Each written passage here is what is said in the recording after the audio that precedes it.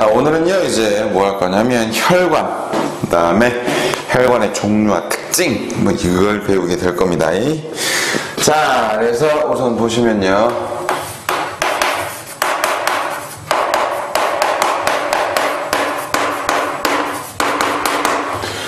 이 혈관의 종류부터 봅시다. 그래서 종류와 특징을 비교를 할 거예요. 자, 그래서 우선요, 혈관은 크게 세 개로 구분을 할 수가 있어요. 그래서 우선 첫 번째 누구냐면 동맥. 자, 이 동맥이라는 혈관은요, 어떤 혈관이냐면 심장에서 나가는 혈액이 흐르는 통로예요.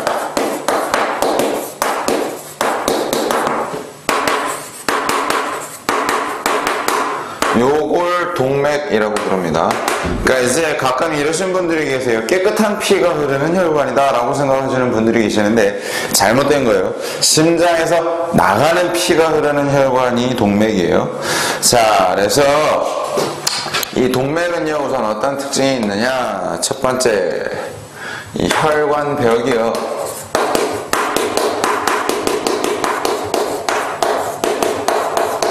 두껍고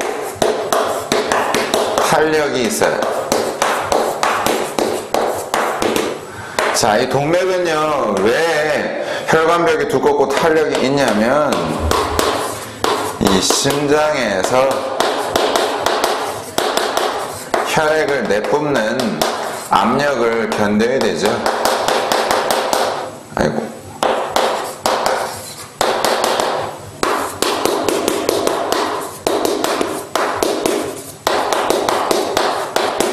그러니까 심장에서 나가는 혈액이 지나가는 통로가 바로 이 동맥이에요. 그러면 심장에서 쭉 뿜어내주는 그 힘을 뻗ing겨야 돼요. 안 그러면 어떻게 돼요? 터져요. 혈관이 터져버려요. 그래서 혈관벽이 두껍고 탄력이 있어요. 다음 두 번째, 또 어떤 특징이 있느냐면요, 몸속 깊은 곳에 분포해요. 몸속 깊은 곳에.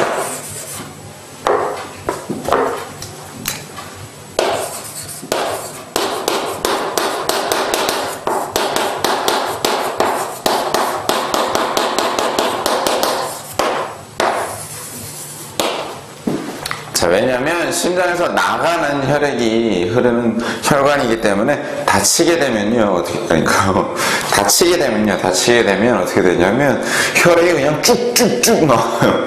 여러분들 영화 같은 데 보시면요, 칼로 왜 목을 확 자르면 피가 쭉 나오잖아요. 그게 동맥이 잘려서 그런 거예요.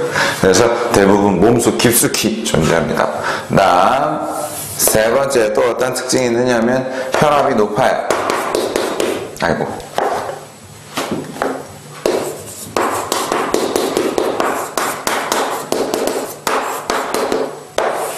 자, 다음 두 번째 누구냐면요, 정맥. 자, 이제 또 정맥 그러면 뭐 떠올리시냐면요, 아, 드름 피 흐르는 혈관이라고 생각하시는데 그게 아니라 이번에는 이제 심장으로 들어가는 혈액이 흐르는 혈관이에요.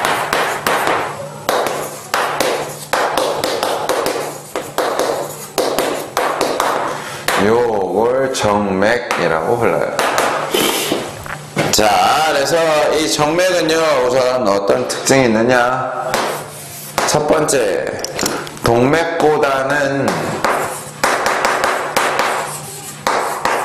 이 혈관벽이 얇고요,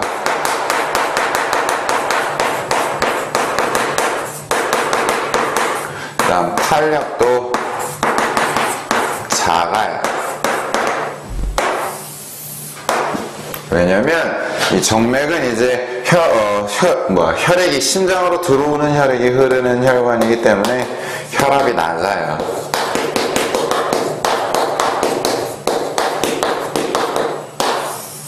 그래서 동맥보다는 얇아도 되는 거예요. 자, 다음 두 번째, 어떤 특징이 있느냐, 이 정맥은요, 주로 피부 근처에 분포해요. 아이고, 근처에 분포해요. 그래서 왜 이제 여학생들은 잘 모르시겠 쓸 수도 있는데요. 남학생들 가끔 그런 짓 많이 하죠. 이렇게 막 힘줄 튀어나오는 거 봐 막 이러잖아요. 그 힘줄 튀어나온다라고 하는 게 그게 바로 정맥에 혈액이 꽉 들어차면서 부풀어 오르는 거예요. 다음 세 번째, 이제 요게 중요합니다. 이 정맥에는요 역시 판막이 있어요. 자, 우리가 저번 시간에 심장의 구조할 때 판막 했었죠? 그래서 이 판막은 어떤 역할을 하더라? 혈액의 역류를 막아주더라. 왜냐면 이 정맥은요, 아까도 얘기했지만 혈압이 낮아요. 그래서 혈액을 밀어내는 힘이 약해요. 그렇기 때문에 거꾸로 돌아갈 수도 있어요. 그래서 한쪽으로만 흐르라고 중간중간 군데군데 판막이 있는 거예요. 이제 세 번째는 뭐냐면 모세혈관. 자, 이 모세혈관이라는 건 뭐냐면요, 온몸 구석 퍼져 있는 아주 가느다란 혈관이에요. 이게 바로 모세혈관입니다. 자, 그래서 이 모세혈관은요, 우선 어떤 특징이 있느냐? 첫 번째, 온몸의 세포와 물질 교환이 일어나요. 즉, 산소와 양분을 세포한테 공급해주고 이산화탄소와 노폐물을 받아오고 하는 게 바로 이 모세혈관이에요. 그래서 어떤 특징이 있느냐? 이 혈관벽이요,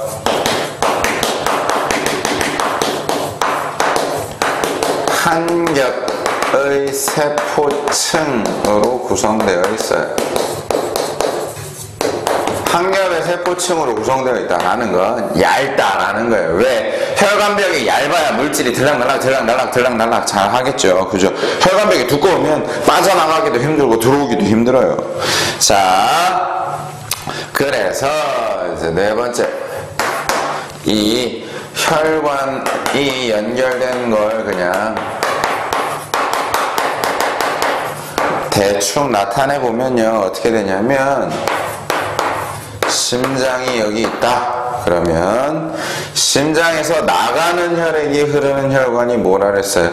동맥이라 그랬죠. 그러니까 심장하고 연결되어 있는 애가 바로 동맥이에요. 다음, 심장으로 들어오는 혈관이 바로 뭐예요? 정맥이죠. 그럼 이 모세혈관은요, 이 동맥과 정맥 사이에 아주 얇게 이렇게 막 온몸 구석구석에 퍼져 있는 게 바로 모세혈관이에요. 그래서 혈액을 보시면 심장에서 나간 애가 모세혈관을 지나 온몸에 산소와 양분을 공급해주고 이산화탄소와 노폐물을 받아온 다음에 다시 어떻게 되는 거예요? 정맥 타고 들어오게 되는 거예요.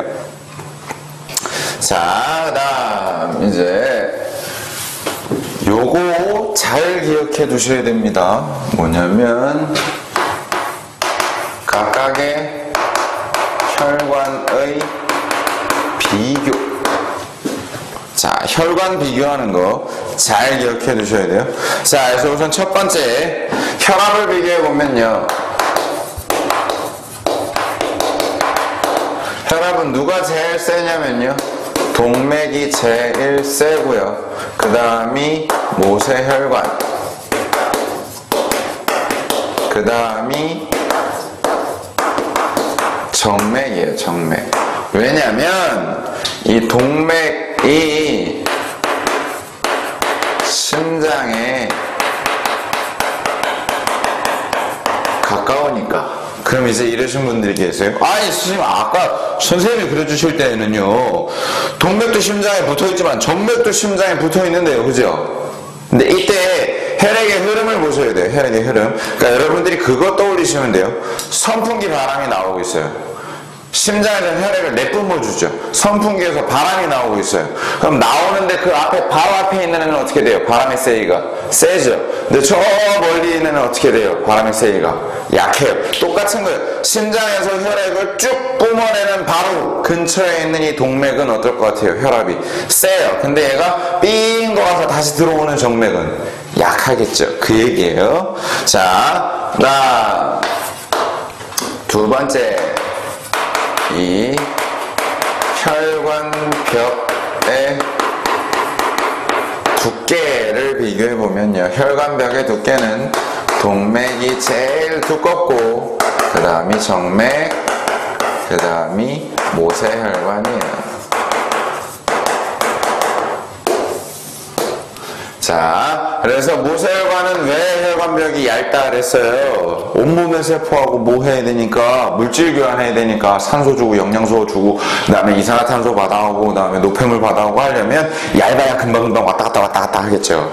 자, 다음 세 번째, 요거 혈관의 총 단면적이에요. 그러니까 온몸에 퍼져 있는 혈관의 그 총 단면적을 다 비교해 보는 거예요. 그러니까 혈관 한 가닥의 단면적을 보는 게 아니라 온몸에 퍼져 있는 모든 혈관의 총 단면적을 비교해 보는 거예요. 그러면 누가 제일 넓으냐면요, 바로 모세혈관이 제일 넓어요. 선생님, 아까는요, 선생님이 모세혈관 가느다란 혈관이라면서요. 예, 근데 아까 방금 얘기했죠. 이 한 가닥의 혈관의 단면적을 얘기하는 게 아니라 온몸에 퍼져 있는 그 총 단면적을 따지는 거예요. 그래서 모세혈관이 제일 넓고요. 그 다음에 이제 정맥, 그 다음이 동맥이에요. 자, 다음 네 번째. 혈류 속도를 보시면요, 혈류 속도라는 건 뭐냐면 혈액이 흐르는 속도예요.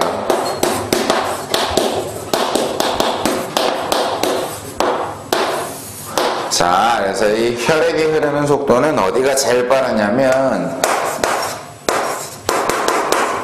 혈압이 높은 동맥이 제일 빠르고요. 그 다음이 정맥이에요. 그 다음이 모세혈관입니다. 자, 그러면 여러분들이 또 이상해지는 게 하나 있어요.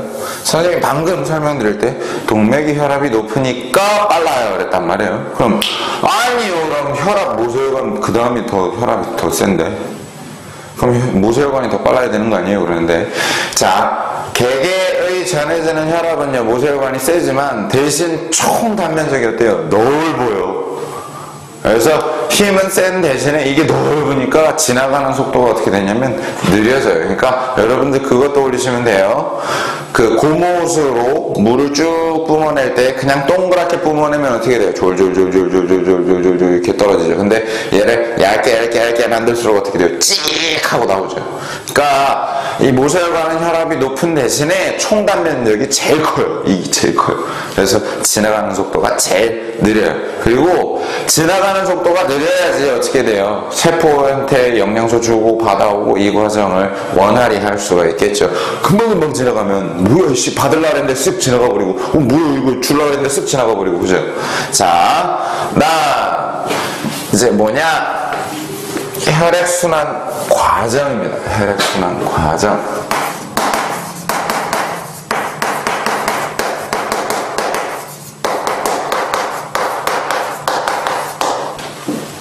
자, 이 혈액순환 과정은요, 여러분들 꼭 기억해 두셔야 돼요. 정말이에요. 진짜 잘 기억해 두셔야 돼요. 자, 우리 몸에서 혈액이 순환하는 건 두 경우가 있어요. 우선은 첫 번째,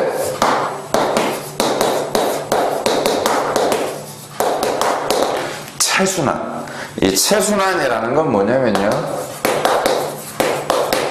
혈액이 몸을 순환하면서 조직 세포에다가 산소랑 양분을 공급하고 다음에 이산화탄소랑 노폐물을 받아오는 과정이에요.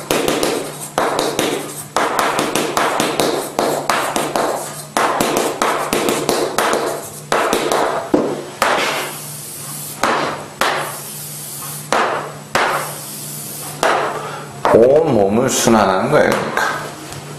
자, 그래서 이때요, 이제 여러분들이 뭘 꼭 기억해 두셔야 되냐면, 과정.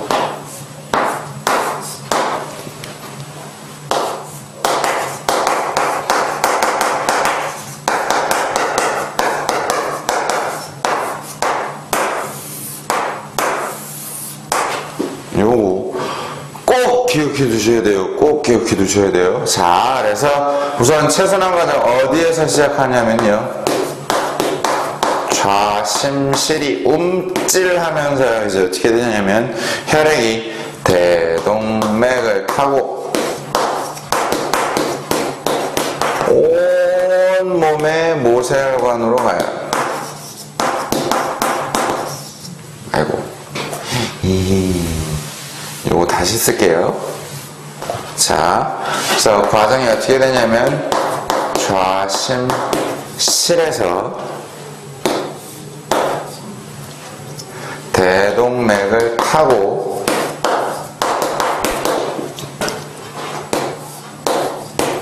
온 몸의 모세혈관으로 가요.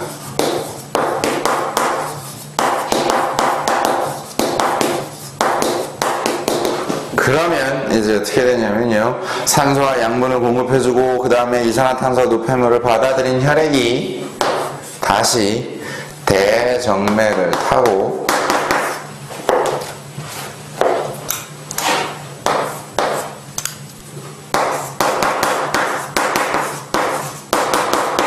어디로 들어오느냐?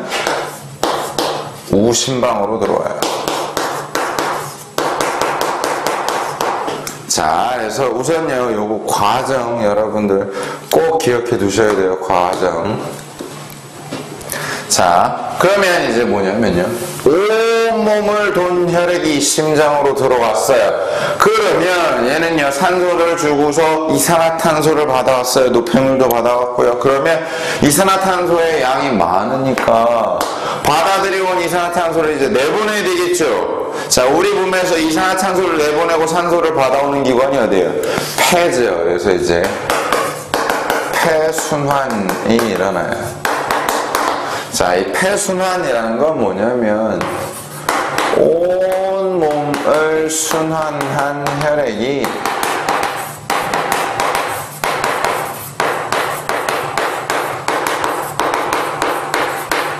폐에서 이산화탄소를 내보내고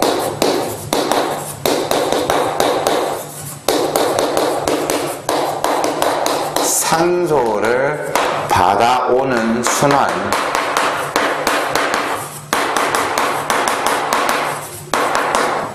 요걸 폐순환이라고 불러요.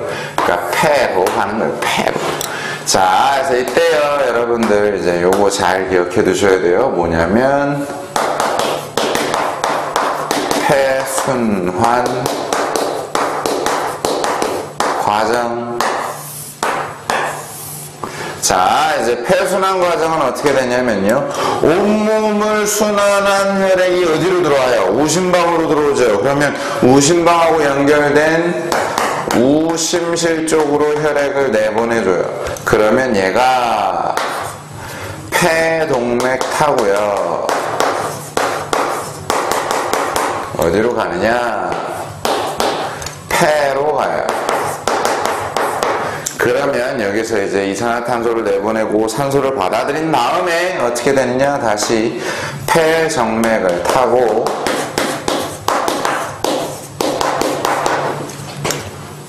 좌심방으로 들어와요.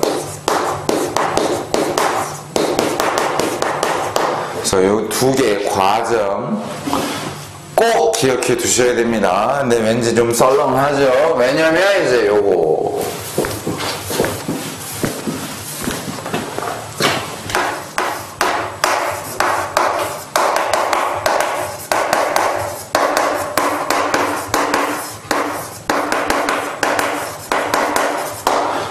동맥혈과 정맥혈이라는 게 있어요.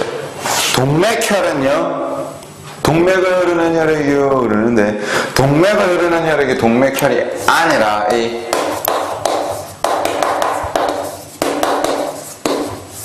동맥혈은요 어떤 혈액이냐면 산소는 많고 이산화탄소는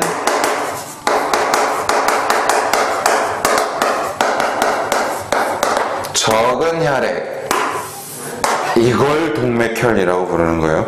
무조건 동맥이 흐른다고 동맥혈 아니에요. 잘 기억해 두셔요. 무조건 동맥이 흐른다고 동맥혈 아닙니다. 나 두 번째, 이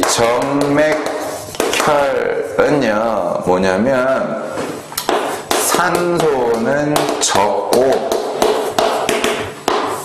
대신에 이제 어떻게 되냐면 이산화탄소가 많아요.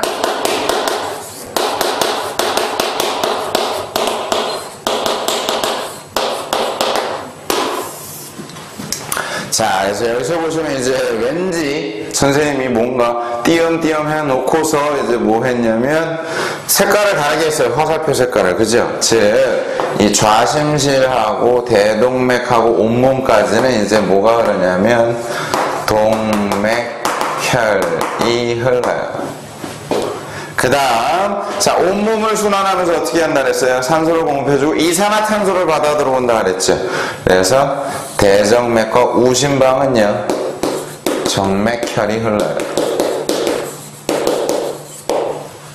자, 그러면 이게 이제 우심실로 들어와서 폐동맥을 지나 폐까지 가요. 그래서 여기는 다시 뭐가 흘러요? 정맥혈이 흐르죠. 다음 이제 폐에서 이산화탄소를 내보내고 산소를 받아들여와요. 즉 폐정맥과 좌심방은 이제 어떻게 되는 거예요?